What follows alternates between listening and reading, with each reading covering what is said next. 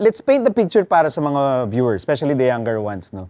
Paano ba magsalita si Coach Joe? Ano yung mga expressions niya na siya lang ang meron nun? Yung famous expression niya lagi, yung pongalang-ala. Pongalang-ala. Siya lang meron nun, di ba? Oo, pongalang-alang, goddammit. Medyo ganun yung boses eh.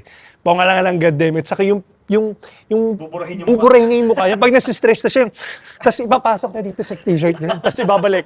Pongalang-alang, goddammit. He was known for that. All the players went through that. So, pag galit siya, nung first year ako, ang tawag niya sa amin by the number. By number. Kung kunyari ako, number 15. Pag galit siya sa akin, hindi niya ako tatawaging Wesley. Tatawagin niya ako, number 15. Palitan mo si number 14. Yan, si Enrico. Ang gusto ni Coach Joe, yung big man nasa labas, pero tapos yung small guys gusto niya pumaposte. So sabihin niya sa akin, Wesley, post up! Post up! Tapos tatanungin ko naman, Coach, ilan? Post up! Coach, ilan? Kasi, di ba, pag sinasabi niya, post up, akala ko push up. So kaya tatanungin ko, Coach, ilan? Mabubwisit na naman sa akin si Coach Joe nun.